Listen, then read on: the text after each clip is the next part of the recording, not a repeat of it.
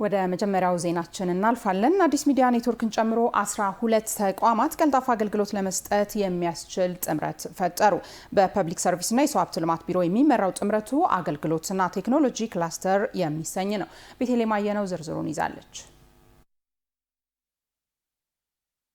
አዲስ ሚዲያ ኔትወርክ ወደ ህብረተሰቡ በመቅረብ በመንግስት የተሰሩ የልማት ስራዎችና በመልካም አገልግሎት አሰጣጥ ምሳሌ የሚሆኑ ተቋማትን በጎ ስራ ጉልቶ በማሳየት መነሳሳትና ተስፋ ከሚሰንቁ ዘገባዎቹ ጎን ለጎን በህብረተሰቡ የሚነሱ ጥያቄዎችንና የመልካም አስተዳደር ችግሮች እንዲፈቱ የሚመለከታቸውን አካላት ፊት ለፊት በመጠየቅ የሚያሰናዳቸው አገልጋዩ ዋርካና የአገልግሎት ቅኝት መሰናዶዎች ተጠቃሽ ናቸው። የከተማ አስተዳደሩ የመንግስት ተቋማት አገልግሎት አሰጣጥን ለማሻሻል የሀብት አጠቃቀምን ውጤታማ ለማድረግ ወጥ አሰራርን በማዘጋጀት በተቋማት መካከል ትብብር እና ቅንጅትን ለማጎልበት የሚያስችል የቅንጅታዊ አሰራር ስርዓት በመዘርጋት የህብረተሰቡን የልማትና መልካም አስተዳደር ጥያቄ መፍታት ዓላማ ያደረጉ ክላስተሮች ተቋቁመው በስራ ላይ ይገኛሉ። የዚሁ አካል የሆነና አዲስ ሚዲያ ኔትወርክን ጨምሮ በ12 ተቋማት መካከል ቀልጣፋ አገልግሎት ለመስጠት የሚያስችል ጥምረት ተፈጥሯል። በፐብሊክ ሰርቪስና የሰው ሀብት ልማት ቢሮ የሚመራው ጥምረት አገልግሎትና ቴክኖሎጂ ክላስተር የሚሰኝ ነው። በምክትል ከንቲባ ማዕረግ የአዲስ አበባ ፐብሊክ ሰርቪስና ሰው ሀብት ቢሮ ኃላፊ ዶክተር ጀማሉ ጀንበር አደረጃጀቱ እንደ ከተማ ውጤታማነቱ ታምኖ በት የተከናወነ ነው ብለዋል።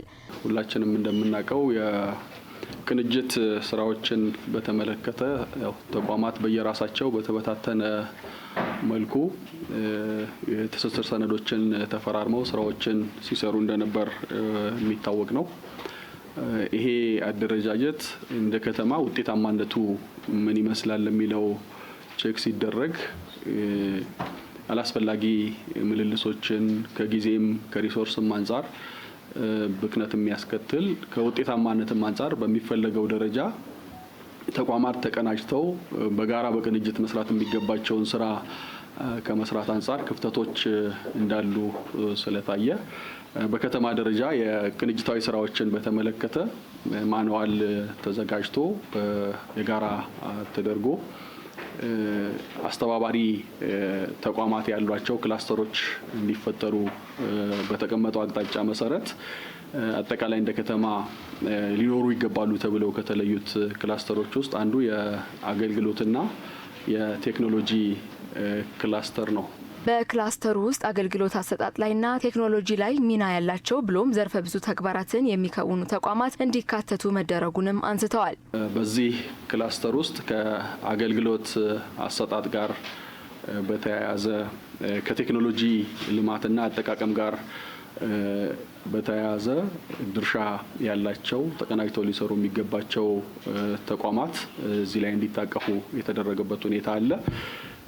በዋናነት አገልግሎት አሰጣጡ ላይ የቴክኖሎጂ ላይ ድርሻ ያላቸው ተቋማት እንደተጠበቁ ሆነው ደግሞ በሁለተኛ ደረጃ የዘርፈ ብዙ ስራዎችን የሚያስተባብሩ ተቋማትም እንዲካተቱ የተደረገበት ሁኔታ ነው ያለው። አዲስ ሚዲያ ኔትወርክም 12 ተቋማት በጋራ በሚሰሩበት የአገልግሎትና ቴክኖሎጂ ክላስተር ውስጥ የህዝብ ድምጽነቱን በማስቀጠል የህብረተሰቡን ግንዛቤ ለማስፋት አገልግሎቱን በገለልተኝነት ለመፈተሽና ሌሎች ስራዎችን ለማከናወን የሚያስችል መሆኑ ተጠቁሟል። የተቋሙ ዋና ስራ አስፈጻሚ አቶ ካሳሁን ጎንፋ አዲስ ሚዲያ ኔትወርክ ህዝብና መንግስትን የሚያቀራርብ ስራውን አጠናክሮ እንደሚቀጥል አንስተዋል። በዋናነት አዲስ ሚዲያ ትኩረት አድርጎ እየሰራ ያለው ህዝብና መንግስትን የሚያቀራርቡ ስራዎች ላይ ትኩረት አድርገን ነው እየሰራን ያለ ነው። እኛ የትውልድ ድምጽ ነን። ስማችን የትውልድ ድምጽ ስንል ደግሞ በተጨባጭ ህዝብ ውስጥ ያለውን ሀሳብ ወደሚመለከተው አካል እንወስዳለን። ከመንግስት ደግሞ የሚወጡት ፖሊሲዎች ወደ ማህበረሰቡ እንዲደርስ እናደርጋለን። ይሄ ሚዲያ በህዝቡና በመንግስት መሀል ድልድይ ሆኖ ስራውን የሚሰራበትን አግባብ እየፈጸምን ነው ያለ ነው። ቅንጅት መስራት ውጤታማ እንደሚያደርግ ያነሱት ዋና ስራ አስፈጻሚው ይህ ስምምነት እንደ እድል በመውሰድ ጣቢያው ለማህበረሰቡ ድምጽ የመሆን ስራውን አጠናክሮ ይቀጥላል ብለዋል። እንደ እድል ነው የምንወስደው። ይሄ ተግባር በብቻችን ተበታትነን ስንሰራ ሙሉ አቅም አይኖረንም። ሴክተሮቹም ዛሬ እንደ ቅንጅት ይሄ ብቻ አይደለም፣ ሌላ ቦታም የተቀናጀን አለ። እኛ ብዙ ቦታ እንደርሳለን። ምክንያቱም ከተማችን ውስጥ ካለው ልሳን አንጻር ልሳን ሆነን የማገልገል አንጻር ሁሉም ቦታ በመቀናጀት ብዙ ስራዎችን ነው እየሰራን ያለ ነው ማለት ነው። ስለዚህ ብቻችን ከምንሮጥ በተቀናጀ ደግሞ ስንሮጥ አቅም ይሆነናል። አቅማችን ደግሞ ስናጠናክር ብዙ ቦታ ህዝቦችን የምንደርስበት መካኒዝሞች ይፈጥርልናልና ይሄን እንደ እድል ተጠቅመን የተሻለ ስራ ህዝባችንን የምናስደስትበት የህዝባችንን እውነተኛ ድምጽ የምንሆንበት ጊዜ ነው ብዬ ነው የማስበውና እኔ በዚሁ አጋጣሚ የአዲስ አበባ ከተማ አስተዳደር በአጠቃላይ ዛሬ ደግሞ በቅንጅት የተፈራረምነው ፓብሊክ ሰርቪስ ቢሮን እጅግ አድርጌ ማመስገን እፈልጋለሁ። 12 ተቋማትን ያቀፈው የአገልግሎትና ቴክኖሎጂ ክላስተር ስምምነት የየተቋማቱ ስራ ኃላፊዎች በተገኙበት ተፈርሟል። የብልጽግና ፓርቲ የአግላይና የበላይ እሳቤን በማፍረስ በእኩልነትና በተግባቦት ዴሞክራሲ ግንባታ በኢትዮጵያ ውስጥ ለውጥ ያመጣ ፓርቲ ነው ሲሉ የብልጽግና ፓርቲ የፖለቲካና አቅም ግንባታ ዘርፍ ኃላፊ ዶክተር ሰማ ጥሩነህ ተናገሩ። በአዲስ አበባ ከተማ ብልጽግና ፓርቲ ቅርንጫፍ ጽህፈት ቤት የፖለቲካና አቅም ግንባታ ዘርፍ ለሶስተኛ ጊዜ የሚካሄድ የአባላት የአሸናፊዎች አሸናፊ ጥያቄና መልስ ውድድር በአቃቂ ቃሊቲ ክፍለ ከተማ እየተካሄደ ነው። ሁነቱን የተከታተለች የምትገኘው ሪፖርተራችን ቤቴልሄም አየነው ተጨማሪ መረጃ ልታጋራን በቀጥታ መስመራችን ላይ ትገኛለች። ከሷ ጋር ጥቂት እንቆያለን። ጤና ይስጥልኝ ቤቲ፣ በድጋሚ እንዴት ቆይተሻል? በአጠቃላይ ሁነቱ ምን ይመስላል? አመሰግናለሁ ኢየሩሳሌም። እንግዲህ መግቢያ ላይ ቀደም ሲል እንደገለጽኩት በአቃቂ ቃሊቲ ክፍለ ከተማ ነው የምገኘው። የአዲስ አበባ ብልጽግና ፓርቲ ቅርንጫፍ ጽህፈት ቤት የፖለቲካና አቅም ግንባታ ዘርፍ ለሶስተኛ ጊዜ የሚያካሂደው የአባላት የአሸናፊዎች አሸናፊ የጥያቄና መልስ ውድድር በመካሄድ ላይ ነበረ። አሁን ውድድሩ ተጠናቋል። አሸናፊዎቹም ታውቀዋል። በተለይ ደግሞ ይህ የጥያቄና መልስ ውድድር ከወረዳ ጀምሮ በክፍለ ከተማ ደረጃ ሲካሄድ የቆየ አሁን ላይ የመጨረሻው ዙር ማለት ነው አሸናፊዎች አሸናፊ 3 ሰዎች የተለዩበት ነው። 13 ሰዎች ነበሩ በዚህ ውድድር ላይ የተሳተፉት። በተለይ የብልጽግና ፓርቲን እሳቤዎች በአባላቱ ላይ ለማስረጽ ያሰበ ግንዛቤን ለማስፋት እንዲሁም ብልጽግና ፓርቲ ያለው አሰባሳቢ ትርክት ወደ ማህበረሰቡ ለማስረጽ እንዲቻል የበቁ በእውቀት የበለጸጉ አባላትን ለማፍራት ያለመ የጥያቄና መልስ ውድድር ስለመሆኑ የተገለጸው። በዚህ መርሃ ግብር ላይ እንግዲህ በርካታ ከፍተኛ የመንግስት አመራሮችም ተገኝተዋል። በተለይ ደግሞ በመርሃ ግብሩ ላይ የብልጽግና ፓርቲ የፖለቲካና አቅም ግንባታ ዘርፍ ኃላፊ ዶክተር ሰማ ጥሩነህ ተገኝተው ነበረ። በተለይ ፓርቲው አግላይና የበላይ እሳቤን በመሻር አሰባሳቢ እህታማች ወንድማማችነትን የሚፈጥር ትርክትን በመገንባት በአጭር ጊዜ ውስጥ ለውጥ ማምጣት የቻለ ፓርቲ ነው ሲሉ ገልጸዋል። ከዚህ በፊት የነበሩ አካሄዶችን በማስታወስም እንግዲህ አሁን ላይ ህዝቡ ተቀባይነት ያገኘ በህዝብ ዘንድ ተቀባይነት ያለው በተለይ ደግሞ ሁሉንም ተጠቃሚ ማድረግን አላማ ያደረገ አሰራር ፓርቲው እየተከተለ ይገኛል። ለዚህም ታይቶ በማይታወቅ ደረጃ በአጭር ጊዜ ውስጥ ከተማችን ብሎም ሀገራችን ለውጥ እያሳየች መታለች ሲሉ ገልጸዋል። በተለይ ደግሞ የአባላቱን ግንዛቤ ከፍ በማድረግ ስራውን የሚሰሩ አመራሮችን ግንዛቤያቸው ከፍ እንዲል ከሚሰጡ ስልጠናዎችን በዘለለ ይህ መሰል የጥያቄና መልስ ውድድሮች ደግሞ ከፍተኛ የሆነ አስተዋጽኦ እንዳላቸው በመድረኩ ላይ ገልጸዋል ማለት ነው። የአዲስ አበባ ከተማ ብልጽግና ፓርቲ ቅርንጫፍ ጽህፈት ቤት ምክትል ኃላፊ እንዲሁም ደግሞ የፓርቲው አቅም ግንባታ ዘርፍ ኃላፊ ወይዘሮ አለም ፀሐይ ሽፈራውም በዚህ መርሃ ግብር ላይ ተገኝተው ሀሳባቸውን አጋርተዋል። በተለይ ፓርቲው ሀሳብና የሀሳብ ልዕልናን በሀሳብ ልዕልና የሚያምን ፓርቲ ነው።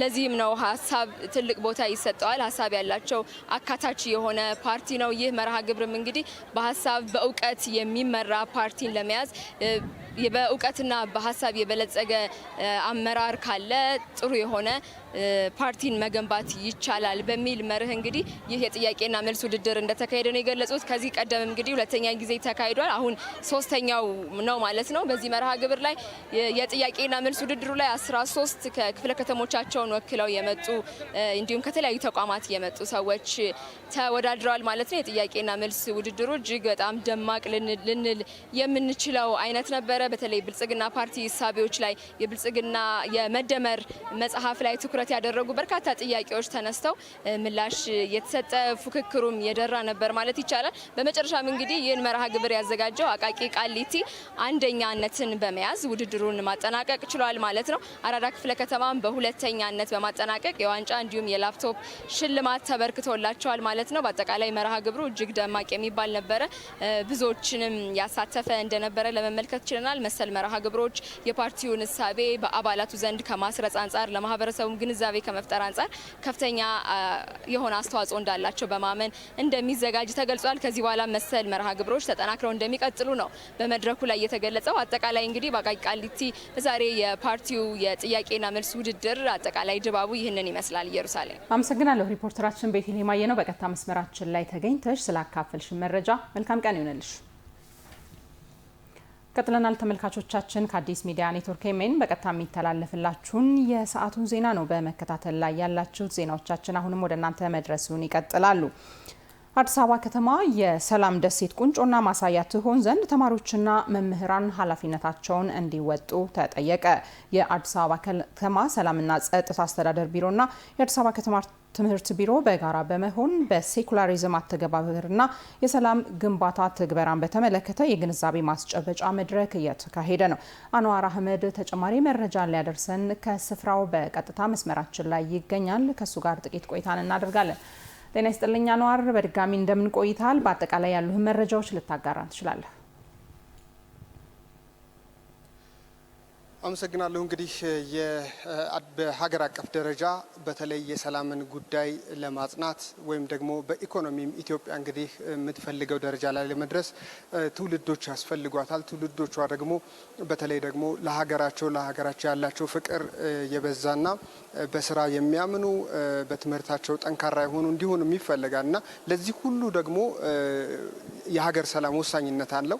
ስለዚህም እንግዲህ በተለያዩ ኤኤምኤን በዘገባቸው እስከዛሬ ባሉ ዘገባዎቹ በተለይ የተለያዩ ማህበረሰብ ክፍሎች ውይይቶችን ሲያደርጉ የሃይማኖት አባቶች፣ ነዋሪዎች፣ የተለያየ ሙያ ዘርፍ ላይ ያሉት ሲያደርጉ ወደ አድማጭ ተመልካቾቻችን እያደረሰ እንደሆነ ይታወቃል። እንግዲህ ዛሬ ደግሞ ተራው የተማሪዎች የመምህራን ሆነና በዛሬው ዕለትም እንዴት የተሻለ በተለይም ደግሞ የመማር ማስተማር ሂደቱ የተሻለ እንዲሆን ምንፈልጋት ኢትዮጵያ ጠንካራ መሪዎች፣ ጠንካራ ሀገር ተረካቢዎች እንዲፈጠሩ እንዴት ሰላምን እናጽና በሚል ጉዳይ በተለይ ደግሞ ሴኩላሪዝም የሚለው ጽንሰ ሀሳብ እንዴት መተግበር አለበት በትምህርት ቤቶቻችን፣ በአካባቢው በትምህርት ማህበረሰብ ውስጥ በሚሉ ጉዳዮች ላይ ነው። እንግዲህ ዛሬ ሁለቱ ቢሮዎች የአዲስ አበባ ሰላምና ጸጥታ አስተዳደር ቢሮ እንዲሁም የአዲስ አበባ ትምህርት ቢሮ ምክክር እያደረጉ ወይም ደግሞ ስልጠናዊ የሆነ መድረክ ነው የተዘጋጀው ዛሬ።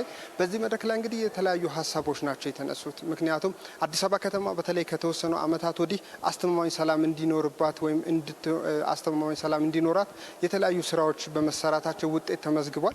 አሁን ደግሞ በተለይ የመማር ማስተማር ሂደቱ ደግሞ ውጤታማ እንዲሆንና የተሻሉ ዜጎች እንዲፈሩ ከተማሪዎች ከመምህራን ምን ኃላፊነት መኖር አለበት? ለምሳሌ በመድረኩ ላይ የተነሳው አንደኛው መጠናከር ያለበት የተባለው የሰላም ክበባት አሉ በየትምህርት ቤቱ፣ የስካውት ክበብ አለ፣ ከዛ ባለፈ ደግሞ ሚኒ ሚዲያዎች አሉ። እነዚህ በተለይ ሶስቱ ትልቅ መሳሪያዎች ናቸውና በመንግስት በኩል በትምህርት ቤት ዙሪያ ያሉ አዋኪ ድርጊቶችን በመከላከል ወይም ደግሞ እንዲወገዱ በማድረግና ጥሩ የመማር ማስተማር ስራ እንዲኖር ሂደቶች እንዲኖሩ እየሰራቸው ያሉ በአስተዳደሩ እየተወሰዱ ያሉ እርምጃዎች አሉ። ውስጥ ላይ ደግሞ ያለው ተማሪው ምን አይነት ጽንሰ ሀሳብ ይዞ ማደግ አለበት፣ ምን አይነት ስብዕና ይዞ ማደግ አለበት በሚለው ጉዳይ ላይ ደግሞ ተማሪዎች፣ መምህራን በእነዚህ ክበባት አማካኝነት ይበልጥ ጥሩ ስነ ምግባር ያለው ዜጋ እንዲፈጠር በማድረግ በኩል መደረግ ስላለባቸው ኃላፊነቶችም ነው ትኩረት ተደርጎ ውይይት ሲደረግ የነበረው። ስለዚህም እነዚህን ክበባት በማጠናከር በኩል ሁለቱ ቢሮዎች በጥምረት መስራት ላይ ትኩረት አድርገው እንደሚሰሩም ተነስቷል። ከዛ ባለፈ እንግዲህ ተማሪዎች ምንድን ነው ኃላፊነት ያለባቸው? መዲናችን አዲስ አበባ የሰላም ቁንጮ እንድትሆን በማድረግ በኩል ወይዘሮ ሊዲያ ግርማም መምህራንም ተማሪዎችም ኃላፊነታቸውን እንዲወጡ በተለይ በእነዚህ ክበባት አማካኝነት ተማሪዎች ጋር ሁሉም ተማሪዎች ጋር ተደራሽ እንዲሆን በማድረግ ሁሉም ተማሪዎች ደግሞ የሰላም ክበብ አባል እንዲሆኑ በማድረግም የሰላም አምባሳደሮችን መፍጠር ይኖርብናል። እነዚህ ስራዎች ሲሰሩ ምንፈልጋት የሰላም ደሴት የሆነች የሰላም አምባሳደሮች ያሉባት ከተማና ሀገር መፍጠር እንችላለን የሚል በተለይ የቢሮ ኃላፊዋም የሚመለከታቸው የስራ ኃላፊዎች የሚያነሱት ይህንኑ ነው። በመድረኩ ላይ ተማሪዎችና መምህራንም ሀሳብ ሰጥተው ነበረ። ከኛ ይሄ የኛ ኃላፊነት ነው። መንግስት እንደ ከተማ አስተዳደሩ የሚሰራቸው ስራዎች እንዳሉ ሆነው በተለይ አዋኪ ድርጊቶች ላይ እየተወሰዱ ያሉ እርምጃዎችን አድንቀው እኛም ደግሞ በትምህርት ቤት ውስጥ ላይ አንዳንድ ጊዜ የሚታዩ ጸቦች አሉ፣ አለመግባባቶች በተለይ በተማሪዎች መካከል በቡድን ጸቦች አሉ። እነዚህን በማስወገድ ኃላፊነታችንን እንወጣለን ብለዋል። አጠቃላይ መድረኩ ላይ የተነሱት ሀሳቦች እነዚህ ናቸው። በተለይ የሴኩላሪዝም ጽንሰ ሀሳብ ምንድን ነው፣ እንዴት ነው ትምህርትና ሌሎችን ጉዳዮችን አብረን ማስታረቅ ያለብን በሚሉ ጉዳዮች ላይም ሰፊ ውይይቶች ተደርገዋል። አጠቃላይ የዛሬው የመድረክ ድባብ ይህን ይመስላል። ኢየሩሳሌም አመሰግናለሁ። ባልደረባችን አንዋር አህመድ በቀጥታ መስመራችን ላይ ተገኝተ ስለ አካፈልከን መረጃ መልካም ቀን ይሁንልህ። ተመልካቾች ከአዲስ ሚዲያ ኔትወርክ ኤኤምኤን በቀጥታ የሚተላለፍላችሁን የሰዓቱን ዜናችንን ነው በመከታተል ላይ ያላችሁት። ጊዜያችሁን ሰጥታችሁን ከኛ ጋር ስላላችሁ እጅግ አድርገን እናመሰግናለን። የአዲስ አበባ ከተማ ህብረት ስራ ኮሚሽን ከኢኖቬሽንና ቴክኖሎጂ ልማት ቢሮ ጋር በመተባበር እፎይ ፕላስ ኮፕ የተሰኘ የዲጂታል አገልግሎት አስጀምሯል። ሁነቱን የተከታተለ የሚገኘው ሪፖርተራችን የሺዋስ ዋለ ተጨማሪ መረጃዎችን ሊያጋራን በቀጥታ መስመራችን ላይ ነው የሚገኘው። ከሱ ጋር ጥቂት እንቆያለን። ጤና ይስጥልኝ የሺዋስ፣ በድጋሚ እንዴት ቆይተሃል? በአጠቃላይ ሁነቱን የተመለከቱ መረጃዎችን ለተመልካቾቻችን ልታካፍል ትችላለህ? በድጋሚ አመሰግናለሁ ኢየሩስ። አሁን እንግዲህ ቀደም ሲል መግቢያም ላይ እንደገለጽኩት በስካይላይት ሆቴል ነው የሚገኘውና በዚህ ስፍራ ላይ እንግዲህ የአዲስ አበባ ህብረት ስራ ኮሚሽን እና እንዲሁም ደግሞ የአዲስ አበባ ኢኖቬሽንና ቴክኖሎጂ ልማት ቢሮ በመተባበር አንድ የዲጂታል አሰራርን የሚያቀላጥፍ መተግበሪያን ይፋ አድርገዋል። ስራውንም አስጀምረውታል ማለት ነው። የአዲስ አበባ ህብረት ስራ ኮሚሽን ከሚሰራቸው በርካታ ስራዎች መካከል እንደሚጠቀሰው የመኖሪያ ቤቶችን የጋራ መኖሪያ ቤቶችን አጠቃላይ አገልግሎት አሰጣጥን የሚቆጣጠርበት ሂደት እንዳለው ይታወቃልና ይህንን ለመቆጣጠር የሚያስችል ዲጂታላይዝድ የተደረገ አንድ መተግበሪያን ወይም የዲጂታል አሰራርን ዛሬ ይፋ አድርጓል ማለት ነው። በርካታ የኮንዶሚኒየም የጋራ መኖሪያ ቤቶች ኮንዶሚኒየሞችንም ጨምሮ እንግዲህ የሚሰሯቸው ስራዎችን፣ ስብሰባዎችን የመሳሰሉ ሁነቶችንም በጋራ በዚህ ዲጂታላይዝድ በሆነ መስመር ለመቆጣጠር የሚያስችል እንደሆነ ነው እየተገለጸ የሚገኘው። የአዲስ አበባ ከተማችን የምትከተለው የስማርት ሲቲ ከተማነትን ፖሊሲንም የሚያጸና እንደሆነ ነው እየተነገረ የሚገኘው። ከተማችን እንግዲህ የስማርት ሲቲን ወይም የስማርት ከተማነትን መስፈርት ለማሟላት ስራዎችን በቅርብ ጊዜ ነው የጀመረችው። እንደምናስታውሰው በአውሮፓውያኑ 2022 በአውሮፓውያን አቆጣጠር 2022 ነበረ የአዲስ አበባ ከተማ አስተዳደር የስማርት ሲቲነት ስራን ወደ ስራ ማስገባት የጀመረውና ይህንን ተከትሎ እንግዲህ 3 ዓመት ተቆጥሯል። እስከ 2025 ማለት ነው በአውሮፓውያን አቆጣጠር ነው እየገለጽኩ የሚገኘውና እስከ 2025 በተሰሩ ስራዎች ማለት ነው በርካታ ሂደቶችን በርካታ እርምጃዎችን እንደተራመደች እየተነገረ ይገኛል። የዛ አካል አንድ የሆነ መተግበሪያ ነው ዛሬ ይፋ የተደረገውና ይሄ መተግበሪያ እንግዲህ አዲስ አበባን ዲጂታላይዝ ወይም ስማርት ሲቲነትን ለማስቀጠል በሚደረጉ ስራዎች ጉልህ አስተዋጽኦ እንደሚኖረው ነው እየተነገረ የሚገኘው።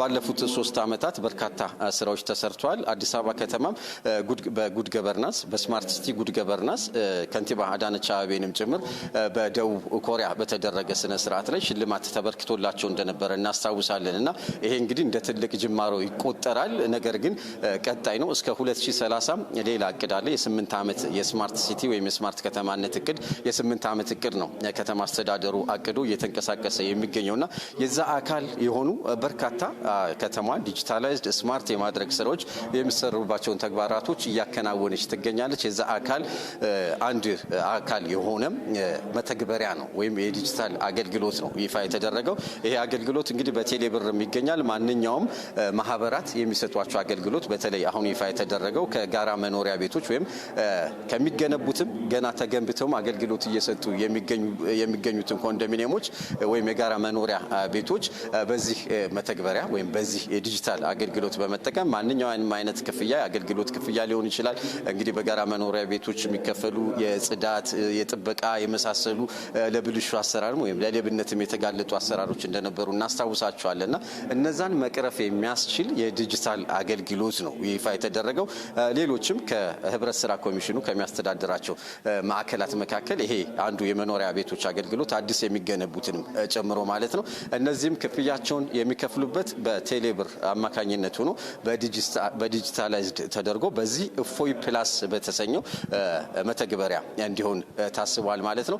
በዚህ በማስጀመሪያ ስነ ስርዓቱ ላይ የአዲስ አበባ ከተማ ህብረት ስራ ኮሚሽን ኮሚሽነር ሽታይ መሐመድን ጨምሮ እንዲሁ ደግሞ የአዲስ አበባ ኢኖቬሽንና ቴክኖሎጂ ልማት ቢሮ ኃላፊ አቶ አዋሌ መሐመድን ጨምሮ በርካቶች ተገኝተዋል። እንግዲህ ከተማችን ወደ ዲጂታላይዝድ የምታደርገውን ጉዞ ከሚያቀላጥፉ ስራዎች መካከል አንዱ መሆኑን ገልጿል።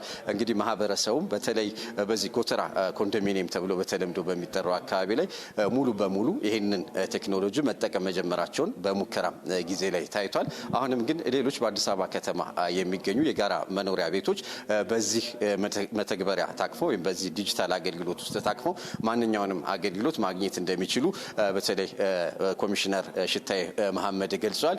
ወደፊትም ሌሎችንም አገልግሎቶች የህብረት ስራ ሱቆችንም ጨምሮ ማስተዳደር የሚችል ሌላ ተመሳሳይ አይነት ስማርት አገልግሎትን ለማስገባት አሁንም ከሚመለከታቸው አካላት በተለይ ከአዲስ አበባ ኢኖቬሽንና ቴክኖሎጂ ልማት ቢሮ ጋር በመተባበር እየሰሩ እንደሚገኙ የገለጹበት ሁኔታ አለ። ወደፊት እንግዲህ አዲስ አበባ ከተማ ማለት ነው ስማርትና ዲጂታል ሁና እንድትቀጥል የሚያደርጉ ስራዎች ተጠናክረው እንደሚቀጥሉ በዚህ የማስጀመሪያ ስነ ስርዓት ላይ መግለጽ ተችሏል ማለት ነው። ለሰዓቱ ያስኳቸው መረጃዎች እነዚህን ይመስላሉ። አመሰግናለሁ የሸዋስ ስላደረስከን መረጃ። መልካም ቀን ይሁንልህ። ቀጥለናል። ተመልካቾቻችን ከኛ ጋር ስላላችሁ እጅግ አድርገን እናመሰግናለን። አዲስ ሚዲያ ኔትወርክን በቀጥታ ቴሌቪዥን ቻናላችን በተጨማሪ በተለያዩ የማህበራዊ ገጾቻችን ልትከታተሉ ትችላላችሁ። የአዲስ አበባ ከተማ ወጣቶችና ስፖርት ቢሮ በስራ ዕድል ፈጠራና መንግስት የድጋፍ ማዕቀፍ ዙሪያ ለስራ ፈላጊ ወጣቶች የግንዛቤ መፍጠሪያ መድረክ አዘጋጅቷል። መድረኩን እየተከታተለች የምትገኘው ሪፖርተራችን ትባረክ ኢሳያስ በመድረኩ ዙሪያ ተጨማሪ መረጃዎችን ልታጋራም በቀጥታ መስመራችን ላይ ትገኛለች። ከሷ ጋር ጥቂት እንቆያለን። ትባረክ እንደምን ቆይተሻል? በድጋሚ የመድረኩ ዓላማ ምንድን ነው? በመንግስት ከፍተኛ የስራ ኃላፊዎችስ የተላለፉ መልእክቶች ምንድን ናቸው? መረጃዎችን ልታጋሪን ትችያለሽ? አመሰግናለሁ ኢየሩሳሌም። ቀደም ሲል አንቺም እንዳነሳሽው የአዲስ አበባ ከተማ አስተዳደር ስፖርትና ወጣቶች ቢሮ በስራ ዕድል ፈጠራ ዙሪያ ላይ በተለይ ደግሞ የመንግስት የድጋፍ ማዕቀፍንም በተመለከተ ለስራ አጥ ወጣቶች የግንዛቤ ማስጨበጫ መድረክን አዘጋጅቷል በቂርቆስ ክፍለ ከተማ። በዚህም መድረክ ላይ እንግዲህ ከሁሉም ክፍለ ከተሞች የተውጣጡ ወጣቶች ስራ አጥ ወጣቶች ተሳትፈውበታል። በተሰጠው ስልጠናም ላይ እንደዚሁ ተሳታፊ መሆን ችለዋል ማለት ነው። እንግዲህ በመድረኩ የተገኙት በምክትል ከንቲባ ማዕረግ የአዲስ አበባ ስራና ክህሎት ኃላፊ አቶ ሚሊዮን ማቴዎስ መልእክት አስተላልፈዋል ማለት ነው።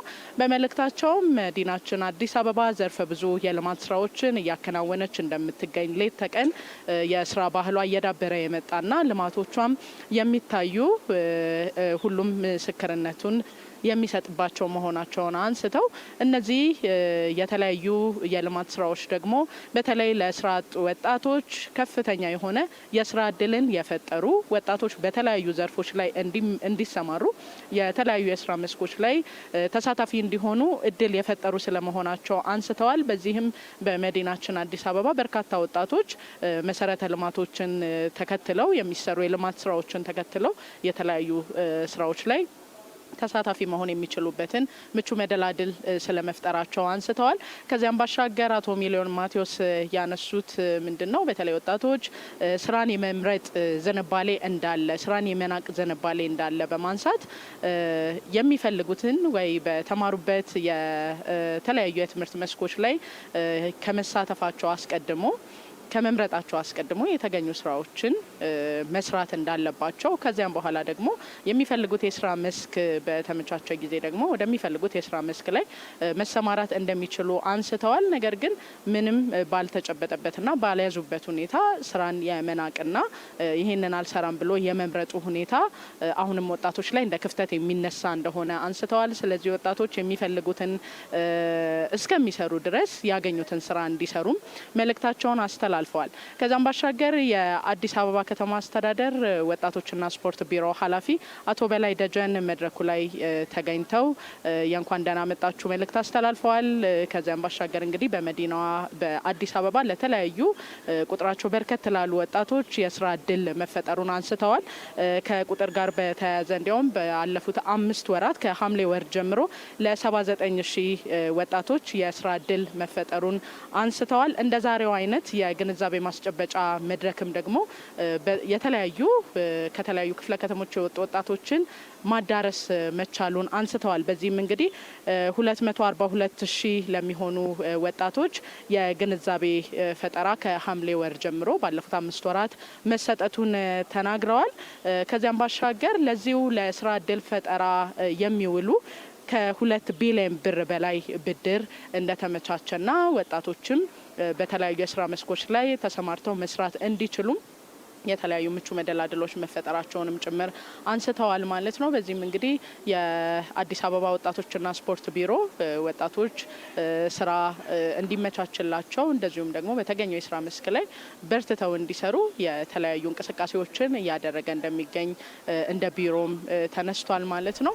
በአጠቃላይ እንግዲህ በመድረኩ የተገኙ ወጣቶችም በተለይ ዛሬ በቂርቆስ ክፍለ ከተማ በተዘጋጀው የግንዛቤ ማስጨበጫ መርሃ ግብር ላይ የተለያዩ ግንዛቤዎችን እንዳገኙ ስራዎችን ለመስራት መነሳሳትን እንደፈጠረላቸው እንደዚሁም ደግሞ ስራ መምረጥ ሳይሆን የተገኙ ስራዎችን በመስራት ነገ ደግሞ የሚፈልጉትን ስራ ወደ ማግኘት መሄጃ መንገድና ድልድይ እንደሆነም ጭምር እምነት እንደፈጠረባቸው አንስተዋል ማለት ነው። ለዚህም ተግተው እንደሚሰሩ በጥንካሬ እንደሚሰሩም ጭምር ነው ሀሳባቸውን የሰጡ ወጣቶች ያነሱት።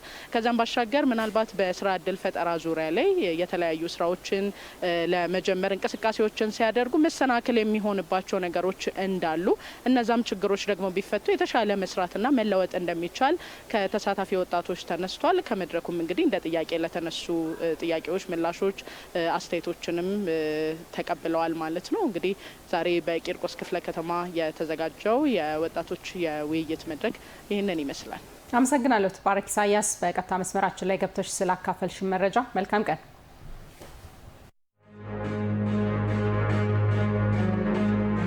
የህዝባዊ ውይይቱ መነሻ ዓላማና ግቡ ምን ነበር? ህዝብ ኃላፊያችን ነው፣ ስልጣን የሰጠን አካል ነው፣ መደመጥ አለበት። በውይይቱ ምን ተነሳ? ታሪክ ነው፣ ቅርስ ነው እንዳይነካ ብሎ ያችን ድህነቱንም አስጠብቆ የነበሩ አካባቢዎች ያንን ለመቀየር ፈታኝ ነው የነበሩት። ለአካታችነቱ እንዴት ታዩታል? ምን ያህል ተጠያቂ እንዳለ ግን እያንዳንዱ በዝርዝር ነው መረጃ ያቀረበው። ተፈጻሚነት እንዲኖራቸው ምን ያክል ዝግጁና ቁርጠኛ ናቸው? ስርዓት መያዝ አለባቸው። ይሄ በ11ዱ ክፍለ ከተማ ላይ ተነሳ። በመንግስትና በህዝብ መካከል መቀራረብን ከመፍጠር አንጻር ቀጣይነቱ ምን ድረስ ነው? አገራዊ ውስጣዊ ፍላጎት ሁኔታዎቻችንን መነጋገር ከቻል መደማመጥ ከቻል ለሀገር ትልልቅ ፕሮጀክቶች ምን ያክል ግንዛቤ ያለው? አዲስ አበባ የኔ የገሌ ከሚል ገመድ ጉተታ ተሻግራ የኛ የጋራ ቤታችን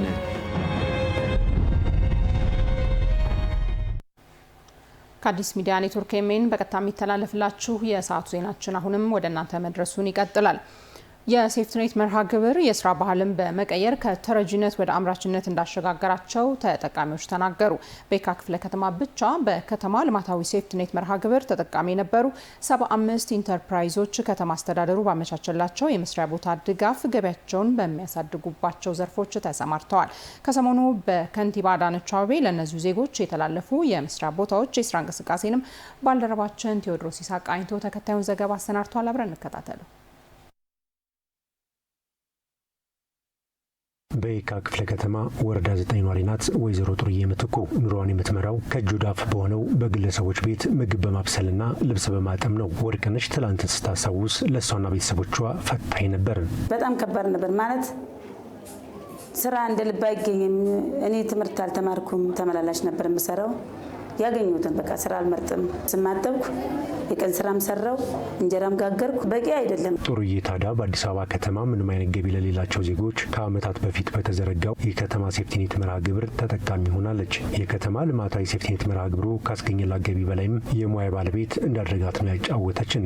ሴፍቲያችን በጠዋት እንገባለን፣ እንሰራለን፣ አጽድተን እንወጣለን። ሁልጊዜ እንሰለጥናለን። በስልጠና የህይወት ክህሎት እንማር ነበር።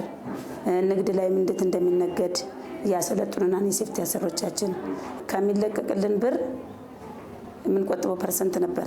መርሃ ግብሩ ሀገር የጀመረችውን ከተረጂነት የመላቀቅና ወደ አምራችነት የመሸጋገር ጉዞን እውን በማድረግም ሚናው ጉልህ ነው። ዜጎች ከተረጂነት ተላቀው በዘላቂነት ምርታማ እንዲሆኑና ገቢያቸውን እንዲያሳድጉ በማድረግ የላቀ ሚና ያለው መርሃ ግብሩ ለነጥሩዬና መሰሎቿ ከነበሩበት አስከፊ ህይወት እንዲሸጋገሩ አስችሏቸዋል። ለእነሱም ሆነ ለቤተሰቦቻቸው ኑሮ መሻሻል በመርሃ ግብሩ አማካኝነት የክህሎት ባለቤት እንዲሆኑም እየተደረገ ነው። እነጥሩዬ ያገኙትን ክህሎት ተጠቅመው ከተማ አስተዳደሩ ባመቻቸላቸው የመስሪያ ቦታ ታግዘው ራሳቸውን እየለወጡ ነው። አልባሳት ነው እንግዲህ ይኸው በአልባሳት ተደራጅተናል።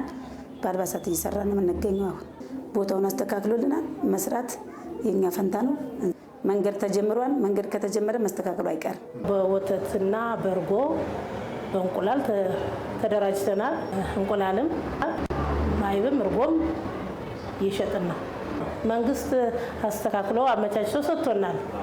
እንግዲህ ደግሞ ይሄ የኛ መስራት ይጠበቅብናል። ስልጠና ከወሰድ በኋላ ይሄንን ሻይ ቡና ጀምረናል። በቁርስ በቡና ጠጡና ያው የመሰለ ጀምረናል ማለት ይሄን እድል ስለተሰጠን እናመሰግናለን። ሀገራችንን ለመቀየርም ራሳችንን ለመቀየር ዝግጁ ነን።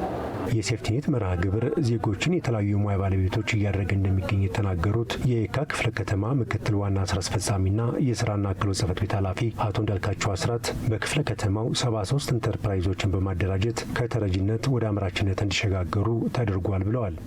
ከዚህ በፊት በሴፍቲኔት ልማታዊ ፕሮግራም ተረጂ የሆኑ ሴቶችን ከተረጂነት ወደ ምርታማነት ከሚረዱበት ራሳቸውን ችለው ቤተሰቦቻቸውን እንዲያስተዳድሩ በወርልድ ባንክ እገዛ ለባለፈው 3 ዓመት ሲረዱ የቆዩት ዛሬ እንደምታዩት በዚህ ህንፃ ላይ በቁጥር 73 የሚሆኑ ኢንተርፕራይዞች 246 የሚሆኑ አንቀሳቃሾች የዚህ ተጠቃሚ ሆኗል። የሴፍቲኔት መርሃ ግብር ተጠቃሚዎቹ አስፈላጊውን ስልጠና በመስጠት በሚፈልጉት የስራ መስክ እንዲሰማሩ መደረጉን የሚናገሩት አቶ እንዳልካቸው በክፍለ ከተማው የሚገኙ ወጣቶችን ኑሯቸውን በዘላቂነት የማሻሻል ስራው ተጠናክሮ ይቀጥላልን ብለዋል። በተለያየ ዘርፎች ነው የተሰማሩት።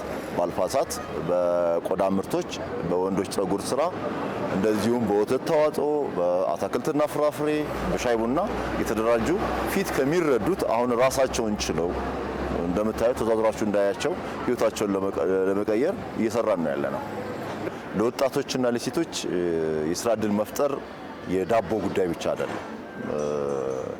ቀጣይ ለሚኖሩ በዜጎች ላይ መስራት ነው፣ በትውልድ ላይም መስራት ነው። ራሳቸውን የቻሉ ከተረጂነት የወጡ በማንነታቸው የሚኮሩ ሰርቶ መኖር የሚችሉ ዜጎችን መፍጠር የሁላችንም ኃላፊነት መሆን አለበት። በክፍለ ከተማው በ2018 በጀት ዓመት ከ33000 በላይ ለሚሆኑ ዜጎች የስራ ዕድል ለመፍጠር ታቅዶ ባለፉት ወራትም 18000 ለሚሆኑ ዜጎች የስራ ዕድል እንደተፈጠረላቸው ተገልጿል።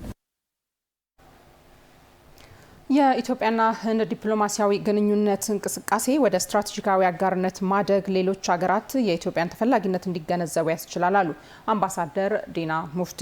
የሁለቱ ሀገራት የቆየ ዲፕሎማሲያዊ ግንኙነት የአፍሪካ ህንድ ግንኙነትን ወደ ላቀ ምዕራፍ የሚያሸጋግር ስለመሆኑም አምባሳደር ዲና አንስተዋል። አምባሳደሩ በሁለቱ ሀገራት መካከል የተደረገውን ስምምነት በትኩረት መተግበር ይገባልም ነው ያሉት።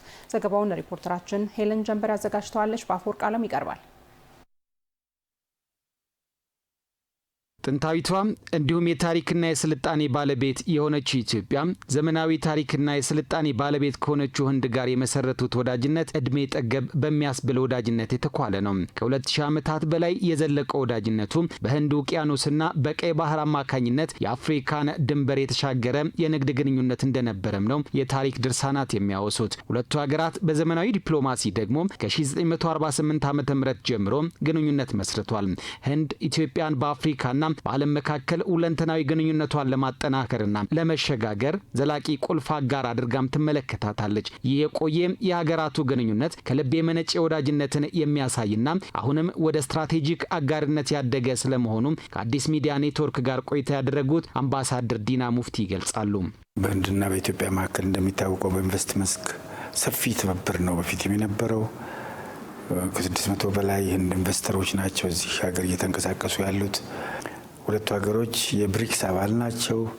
በብሪክስ አባልነታቸው ያላቸው ትብብር ሁለቱም ሀገሮች ደግሞ የደቡብ ኮኦፕሬሽን የደቡብ ትብብርን ድምጽ የሚወክሉ ናቸው።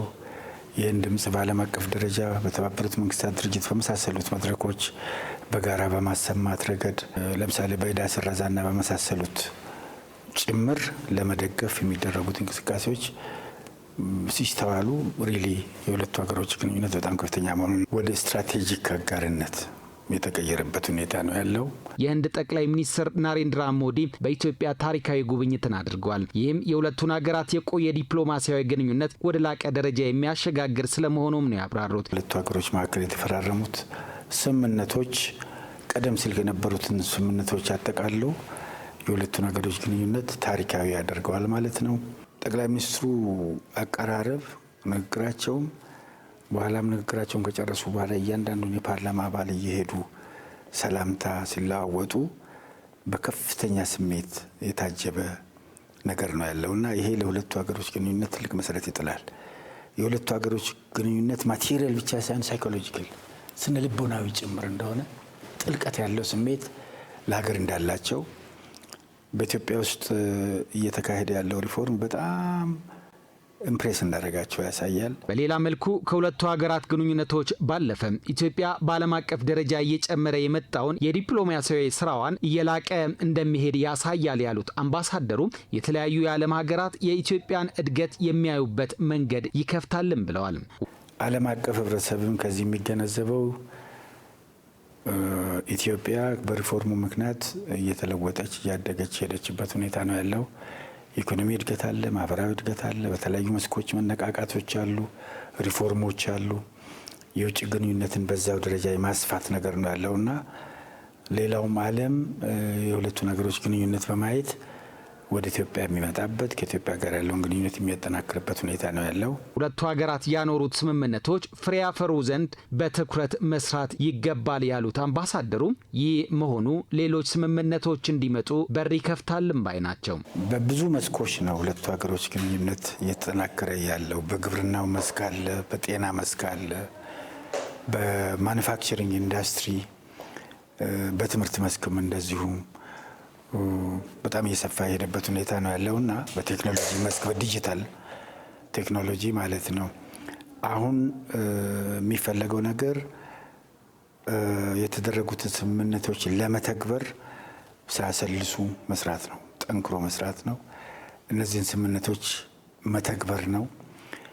ስምምነቶቹ በመተግበራቸው ሊመጡ የሚችሉ ሌሎች የሚፈለጉ ስምምነቶች ሊኖሩ ስለሚችሉ እነሱን ደግሞ በወቅቱ ተከታትሎ ወደ ስምምነት መግባት ነው። በሳምንት ውስጥ መዲናችን አዲስ አበባ ካካሄደቻቸው አበይት ክንውኖች መካከል ደግሞ የተመራረጡትን በሳምንቱ እንመለከታለን። ንጉሱ በቃሉ አዘጋጅቶታል። አብረን እንከታተል።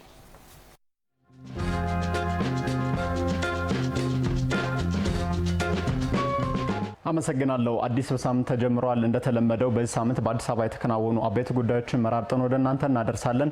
ቀዳሚ የምናደርገው ደግሞ የህንዱ ጠቅላይ ሚኒስትር ናሬንድራ ሞዲ የኢትዮጵያ ጉብኝትን ይሆናል ማለት ነው። የህንዱ ጠቅላይ ሚኒስትር እንግዲህ በዚህ ሳምንት በኢትዮጵያ በአዲስ አበባ ተገኝተው ጉብኝት አድርገዋል። በጉብኝታቸውም እንግዲህ በአዲስ አበባ የተሰሩ የልማት ስራዎችን እንዲሁም ደግሞ የአድዋ ሙዚየምን ጨምሮ በርካታ ታሪካዊ ቦታዎችን ጎብኝተዋል። ናሬንድራ ሞዲም እንግዲህ በታሪካዊቷ ኢትዮጵያ በመገኘቴ ክብር ይሰማኛል፣ ኢትዮጵያና ህንድ ያላቸውን ታሪካዊ የህዝብ ለህዝብ ትስስር ወደ ስትራቴጂክ አጋርነት ለማሳደግ ከስምምነት ላይ ደርሰናል ሲሉም ነው በጉብኝታቸው ያሳወቁት። ጠቅላይ ሚኒስትር ዶክተር አብይ አህመድም የህንዱ ጠቅላይ ሚኒስትር ናሬንድራ ሞዲ ኢትዮጵያ ጉብኝት ከዲፕሎማሲያዊ ግንኙነት በላይ ስለመሆኑ ጠቅሷል። የህንድና የኢትዮጵያን ታሪካዊ ግንኙነት ስንመለከት እንግዲህ ህንድና ኢትዮጵያ እንግዲህ 75 ዓመታት በላይ ያለፈ ዲፕሎማሲያዊ ግንኙነት ወይም ትስስር እንዳላቸው ይነገራል። የንግድ ትስስራቸውም እንግዲህ ከ2000 ዓመታት በላይ የሚጠጋ ስለመሆኑ ነው የሚነገረው። 500 የህንድ ኩባንያዎች ኢትዮጵያ በአሁኑ ሰዓት ተሰማርተው እየሰሩ ይገኛሉ። እነዚህ ኩባንያዎችም $5 ቢሊዮን ኢንቨስት እንዳደረጉ ይነገራል። ኩባንያዎቹ 75000 ለሚደርሱ ኢትዮጵያውያን የስራ እድል ፈጥረዋል። እንግዲህ ማህበራዊ ትስስሩን ስንመለከት ደግሞ እንግዲህ 150 የህንድ መምህራን በኢትዮጵያ በተለያዩ ከፍተኛ የመንግስት ዩኒቨርሲቲዎችና የግል ዩኒቨርሲቲዎች ያስተምራሉ። ከ2500 በላይ የሚሆኑ ህንዳውያን ደግሞ ኢትዮጵያ ውስጥ እንደሚኖሩ እንግዲህ ታሪካዊ ዳራው ያሳያል ማለት ነው። በዚህ ሳምንት የተከወነው አበይት ጉዳይ ይህን ይመስል ነበር። ሌላኛው በአዲስ አበባ በዚህ ሳምንት የተከናወነው ሁነት የአንደኛው የአዲስ አበባ የቱሪዝም ፎረም ተካሂዷል። አዲስ አበባ እንግዲህ በልማት ስራዎቿ በርካታ ሁኔታዎችን ነው እያከናወነች የምትገኘው። በተለይም ደግሞ በኮሪደር ልማቷና በተፈጠሩ ሌሎች የቱሪስት መዳረሻዎችን በመንገድ ማስተዋወቅ ይገባል በሚሉ ጉዳዮች ላይ ያተኮረ አንደኛው የአዲስ አበባ የቱሪዝም ፎረም ነው በዚህ ሳምንት የተካሄደው ማለት ነው። ይህ የቱሪዝም ፎረም እንግዲህ አዲስ አበባን የቱሪዝም መዳረሻነቷን ለማስተዋወቅ ዋነኛ ዓላማው አድርጓል። እንግዲህ የአዲስ አበባ ከተማ ቱሪዝም ኮሚሽን ነው ይሄንን የቱሪዝም ፎረም ያዘጋጀው። ሌላኛው በዚህ ሳምንት በአዲስ አበባ የተከናወነው ትልቁ ሁነት ውብ አዲስ ተከታታይ ቴሌቪዥን ድራማ በአዲስ ሚዲያ ኔትወርክ ሊተላለፍ መሆኑን ተመልክቶ የስምምነት እንግዲህ ተፈራርሟል ማለት ነው። አዲስ ሚዲያ ኔትወርክ እንግዲህ በመዝናኛ አማራጩ በተለይም ደግሞ ከጥቂት ጊዜያት ወዲህ በርካታ የተለያዩ ይዘቶችን በማካተት የተመልካቹ እንዲሁም የአድማጭ ተመልካቹን ፍላጎት ለማሟላት በርካታ ስራዎችን እየሰራ ይገኛል። ይህንን መሰረት በማድረግ በኢትዮጵያ ተከታታይነት ቴሌቪዥን ድራማ ታሪክ ውስጥ በይዘቱና በአቀራረቡ ለየት ያለ የቴሌቪዥን ድራማ በአዲስ ሚዲያ ኔትወርክ ሊተላለፍ መሆኑ የታበሰረበት ሳምንት ነበረ። እንግዲህ አዲስ ሚዲያ ኔትወርክ ከቴዲ ስቱዲዮ ጋር በመተባበር ነው ይህንን ተከታታይ የቴሌቪዥን ድራማ የሚያስተላልፈው። አዲስ ሚዲያ ኔትወርክ እንግዲህ አዲስ ታለንት ሾውን ጨምሮ የቅዳሜና እሁድ መዝናኛዎችን በመስራት የተመልካቹን ፍላጎት ለማሟላት በትጋት እየሰራ የሚገኝ የቴሌቪዥን ጣቢያ ነው። የአዲስ ሚዲያ ኔትወርክ ዋና ስራ አስፈጻሚ አቶ ካሳሁን ጎንፋ በስምምነቱ ወቅት እንዳሉትም የከተማዋን እድገት የሚመጥን ይዘት ያለው ድራማ መሆኑን የጠቀሱት አዲስ አበባ እንግዲህ በልማት ስራዎቿ በርካታ ትኩረቶችን በመሳብ ላይ የምትገኝ ከተማ ናት። ነገር ግን በቴሌቪዥን ተከታታይነት ድራማ ይሁን በመዝናኛ ታሪክ ውስጥ የመዲናዋን የልማት ደረጃ የሚመጥን ይዘት ያለው የድራማ እንደሆነም ነው አቶ ካሳሁን የጠቀሱት ማለት ነው። ይህ ውብ አዲስ የተሰኘው ተከታታይ የቴሌቪዥን ድራማ የአዲስ ሚዲያ ኔትወርክን ተወዳዳሪነት እንዲሁም ተመራጭ እንደሚያጎለው ነው አቶ ካሳሁን የጠቀሱት ማለት ነው። የድራማው ደራሲ አርቲስት ቴዎድሮስ ተሾመም ውብ አዲስ ድራማው ልብ አንጠልጣይና ከተለመደው የቴሌቪዥን ድራማ ወጣ ያለ ይዘት ያለው ስለመሆኑ ነው የጠቀሰው። የኤኤምኤን ሰራተኞችና አመራሮች ትጋት ጣቢያውን እንዲመርጠው እንዳደረገውም አርቲስት ቴዎድሮስ ተሾመ ተናግሯል ማለት ነው። ተመልካቾች በአዲስ አበባ በሳምንቱ የተከናወኑ አበይት ሁነቶች እነዚህን ይመስሉ ነበር። አመሰግናለሁ።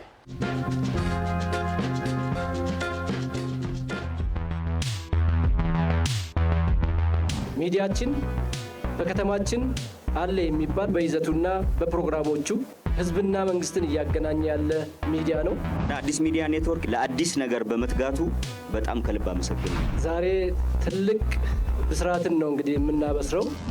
ላለፉት 20 ዓመታት አፈኘ ይዤው የነበርኩት ድርሰት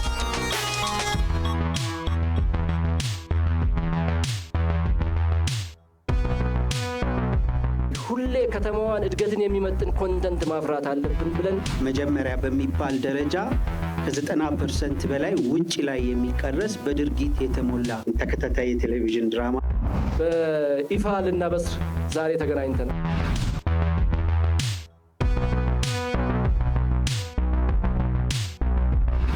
ፊልሙ በአንጋፋ እና ታዋቂ ተዋናዮች የሚታጀብ ሲሆን ይህንን ሾው የተለየ የሚያደርገው ተዋናዮቹን በህዝብ ፊት ነው የምንመርጣቸው። በውብ አዲስ የሚሳተፉ ተዋናዮችን የምንመርጥበት የትወና ውድድር ዋና ዓላማው አዳዲስ ታለንትን ማሰስና ይህንን አዳዲስ ታለንት ደግሞ ፕሮሞት ማድረግ። እናሰለጥናለን፣ እናስተምራለን፣ እናወዳድራለን፣ ለአሸናፊዎቹ እንሸልማለን። ከዛ በኋላ ፊልሙ ላይ ካስት ይደረጋል።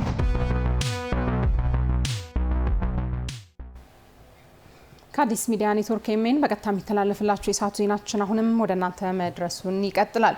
በተጠናቀቀው ሳምንት የተለያዩ ዓለም አቀፍ መገናኛ ብዙሃን ተቋማት ስለ ኢትዮጵያ በተለይም ደግሞ ስለ አዲስ አበባ በርካታ ርዕሰ ጉዳዮችን አንስተው ዘግበዋል። ሪፖርተራችን ቤተልሔም አየነው የተመረጡ ዘገባዎችን እንደሚከተለው ታጋራናለች። ኢትዮጵያ በዚህ ሳምንት የዓለም አቀፍ መገናኛ ብዙሃንን ቀልብ ስባ ሰንብታለች። በተለይ ደግሞ የህንዱ ጠቅላይ ሚኒስትር ናሬንድራ ሞዲ የኢትዮጵያ ጉብኝት አብዛኞቹ ዓለም አቀፍ ሚዲያዎች የተቀባበሉት ጉዳይ ነበረ። አናዶሉ፣ ዘ ታይም ኦፍ ኢንዲያ፣ ፎርብስ ኢንዲያ፣ ኦል አፍሪካን .ኮምን ጨምሮ በርካታ ዓለም አቀፍ መገናኛ ብዙሃን ተጠቃሽ ናቸው። የህንድ ጠቅላይ ሚኒስትር ናሬንድራ ሞዲ በኢትዮጵያ ያደረጉት ጉብኝት የአፍሪካ ፖለቲካዊ መዲና ከምትባል የምስራቅ አፍሪካ ሀገር ጋር ስትራቴጂካዊ አጋርነትን ለመፍጠር እድል ነው ሲሉ ጠቅላይ ሚኒስትሩ መግለጻቸውንና የህንዱ ጠቅላይ ሚኒስትር ሁለቱ ሀገራት ኢኮኖሚያዊ ፈጠራ፣ ቴክኖሎጂና መከላከያን ጨምሮ የተለያዩ የትብብር ዘርፎችን እንደሚዳስሱ መናገራቸውን በዘገባቸው አስፍረዋል። ጉብኝቱ ትልቅ ክብደት እንዳለው በትንታኔ አስፍረው በጉብኝቱ የመጀመሪያ ቀን ሞዲና የኢፌዴሪ ጠቅላይ ሚኒስትር ዶክተር አብይ አህመድ በጉምሩክ ጉዳዮች የመረጃ ማዕከል ለማቋቋምና በተባበሩት መንግስታት የሰላም ማስከበር ስልጠና ላይ ያላቸውን ትብብር እንደሚያሳድጉ ቃል ገብተዋል ሲሉም ዘግበዋል። የህንድ ጠቅላይ ሚኒስትር ናሬንድራ ሞዲ አዲስ አበባ ኢትዮጵያ ጉብኝታቸው ባደረጉበት ወቅት በፓርላማ ንግግር ማድረጋቸውንም በስፋት ሽፋን የተሰጠው ጉዳይ ነበር። ኢኮኖሚክ.com የተሰኘው ድረገጽ ደግሞ ኢትዮጵያ በአፍሪካ ትልቁ አየር መንገድ ባለቤትነቷን አጠናክራ ስለመቀጠሏ አትቷል። ዘገባው የኢትዮጵያ አየር መንገድ በ1946 በአፄ ኃይለ ሥላሴ ትዕዛዝ 5 ትናንሽ አውሮፕላኖችን ማብረር እንደጀመረ በማተት አሁን ረጅም ርቀት ስለመሄዱ ገልጿል። በአፍሪካ ትልቁና ትርፋማ አየር መንገድ ነው። በቅርቡ የደንበኞች መረጃ እንዳመላከተው በጣም ምቹ አየር መንገድ ነው ሲልም ዘግቧል። በአፍሪካ ግዙፉ የአቪዬሽን ቡድን የሆነው የኢትዮጵያ አየር መንገድ ቡድን በአዲስ አበባ ቦሌ ዓለም አቀፍ አውሮፕላን ማረፊያ ውስጥ የሚገኘውን የኤሊቶች ላውንጅ ለመክፈት ስራ የጀመረ ሲሆን የአየር ትራንስፖርት ኩባንያዎች ለደንበኞቻቸው የሚሰጡትን አገልግሎት ለማሻሻል ለሚደረገው ጥረት ወሳኝ እርምጃ ነው ሲል የዘገበው ደግሞ ትራቨል ኤንድ ቱር የተሰኘ ድረገጽ ነው። ዘገባው በዝግጅቱ ላይ የመንግስት ከፍተኛ ተወካዮች፣ የቦርድ ሰብሳቢ አባላት፣ የስራ አስፈጻሚ ቡድኖችና ደንበኞች በተገኙበት በደማቅ ሁኔታ መተዋወቁን ገልጸዋል። ደንበኞች ጉዞ ላይ ያሉ ተሳፋሪዎች ፍላጎታቸውን ከግምት ውስጥ ያስገባ በጥንቃቄ ዲዛይን በማድረግ ምቾትንና ቅንጦትን ለመስጠት ታስቦ እየተዘጋጀ ስለመሆኑም በዘገባው ተመላክቷል። ሳይንስ ዴይሊ የተሰኘው አዳዲስ ግኝቶችን በማስነበብ የሚታወቀው ድረገጽ ደግሞ ሳይንቲስቶች 1.5 ሚሊዮን ዓመት ያስቆጠረውን የሆሞ ኢሬክተስ ቅሪተ አካል በኢትዮጵያ ማግኘታቸውን አስነብቧል። ይህም ያልተጠበቀ ጥንታዊ ገጽታ ነው ሲል አትቷል። የራስ ቅሉ ከጥንታዊ ሆሞ ኢሬክተስ ጋር የሚስማማ ቢሆንም ፊት ለፊትና ጥርሶቹ በጣም የቆዩ የሰው ቅድመ አያቶች ይመስላሉ። ይህ ግኝት ሆሞ ኢሬክተስ የትና እንዴት እንደተፈጠረ ለረጅም ጊዜ የቆዩ ሀሳቦችን ይፈትናል። እንዲሁም ውስብስብ የሆነ የስደት ድርና ቀደም ባሉ የሰው ልጅ ዝርያዎች መካከል ሊኖር ስለሚችለው መደባለቅ ይጠቁማል ሲል ዘገባው አስነብቧል።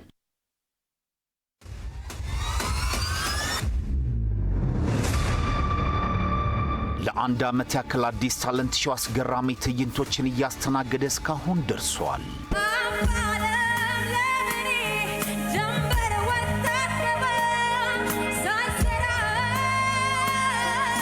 አሁን ደግሞ ለቀጣይ ዙር ተወዳዳሪዎችን በላቀ ከፍታ ለማወዳደር ዝግጅታችንን አጠናቀን ተወዳዳሪዎችን በመጠባበቅ ላይ እንገኛለን። ደንበኛዬ ነበሩ። አፍንጫ የላትም ቁመተ ኩራዝ ናት ብለህ ንገራቸው። ይወጣለች እኮ። ስለሆነም በሙዚቃ፣ በሰርከስ፣ በትወናና በልዩ ተሰጥኦ አዲስ ታለንት ሾው ላይ መወዳደር የምትፈልጉ ባለ ተሰጥኦዎች በሙሉ ከታህሳስ 1 ጀምሮ አዲስ ሚዲያ ኔትወርክ 3ኛ ፎቅ መዝናኛ ክፍል ዘውትር ከሰኞ እስከ ቅዳሜ በስራ ሰዓት በመገኘት መመዝገብ የምትችሉ መሆኑን እንገልጻለን። ለበለጠ መረጃ በ0939578867 መደወል ይችላሉ። አዲስ ሚዲያ ኔትወርክ፣ የትውልድ ድምፅ። መልካም ዕድል።